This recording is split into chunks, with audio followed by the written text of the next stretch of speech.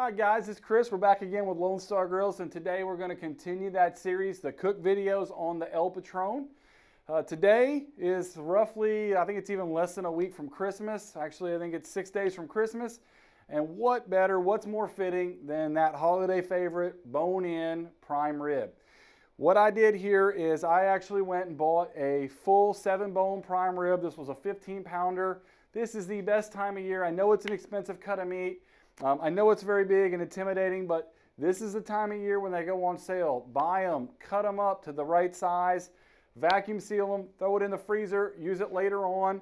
What I actually did with this one was I cut off 3 bones, took off the bone, and cut those into 6 individual steaks. That actually saved me per pound like $7 per pound on those 6 steaks.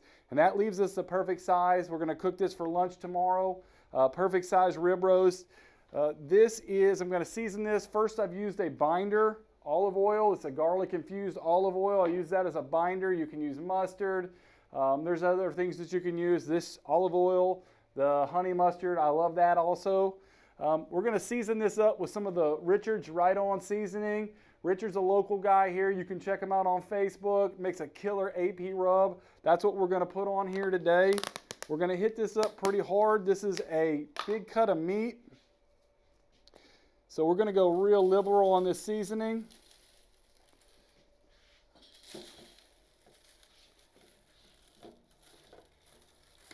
Hit these ends down here, the back side.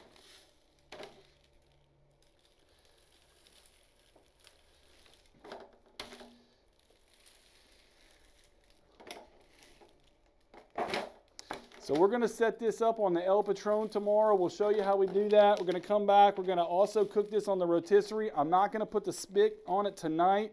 That way we can let this dry brine all night long. That's really important. That's going to allow that salt to penetrate that meat. It's going to go all the way in, season it from top to bottom. Really important step. This is going to dry brine all night in the fridge. So I'm going to wait till the morning to put that spit rod on. We're going to set this up low and slow. Prime rib is a big cut of meat, but we want it to cook evenly from top to bottom. So we're going to cook this at about 250 degrees. It's going to take us 3 to 4 hours to do that. And then we're going to show you how well that El Patron can transition from low and slow to high heat sear right there at the end to crisp up on that outside. So we'll put this in the fridge. We'll come back in the morning and show putting it on the grill. All right, guys, it's the next morning. That rib roast is dry brined all night long. All those seasonings are going to penetrate that meat nicely. Got the grill set up here. We're running 250 degrees. And then I'll show you how we got this set up for our fire. I've got fire built on our adjustable grate. Got some more of the B&B competition oak, couple splits of post oak. I've got that lowered all the way down. We're going to do this low and slow. Rib roast like this, I know you can cook it from as low as you want all the way up to 500 degrees. I like this low and slow method. That way that doneness is even all the way out, so you don't have that brown strip all the way around the outside. We want it to be nice and evenly done. So we're going to put this on the rotisserie. We're going to let that go. We're going to keep a close eye on the temperature. We're going to look for about 115 degrees internal temp. That's not our finished temp. We're going to pull it off and let it rest for a minute, and I'll show you that step later when we get there. We'll get this on here now. This is going to go for about 3 hours, give or take, at the 250 degrees. Got the fireboard fan again, controlling the temp.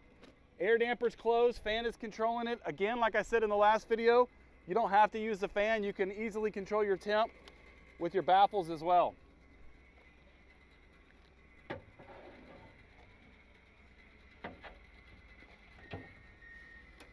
So we've got that on there spinning. And that's just going to let it go for a little bit. Put our collar on this side. Lock that in place. Damper's dialed down just like we did for the brisket, so we cook this low and slow. We don't want that temp to spike. We'll be back in about 3 hours and check on it. All right, guys, we're back. It's been running at 250, 275 for the last 3.5 hours. That internal temp right now is at 115. We're getting ready to pull it, let it rest so it can continue to cook just a little bit, but we want to stop that cooking before we do that high heat sear right there at the end. So we'll go ahead and get this pulled.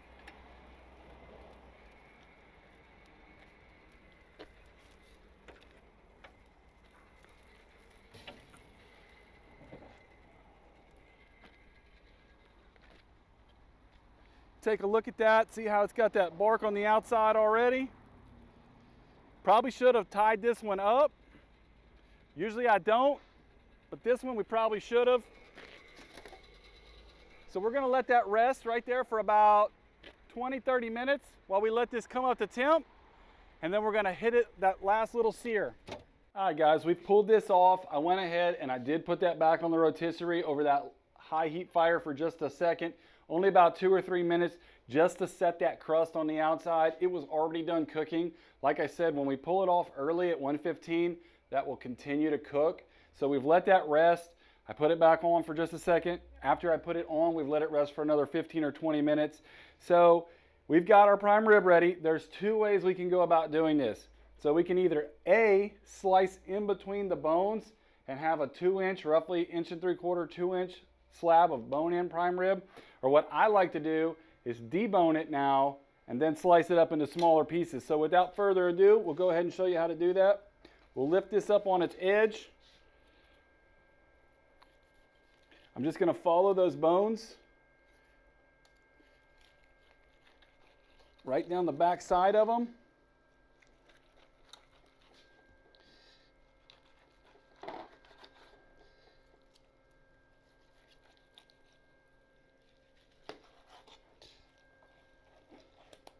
So don't throw these away. These are excellent. Slice those up. That is all edible. So we'll slice those up. Toss these in this pan. Check that out. That is all edible meat.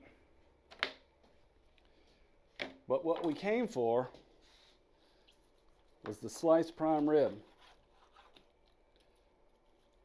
I like to cut these in about 3/4 inch pieces.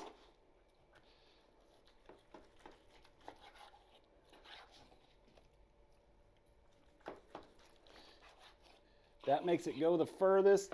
That's why I like to remove the bone so that we don't have as much waste. And then the other thing I love to do with this prime rib, usually as a family, we can't eat a whole rib roast.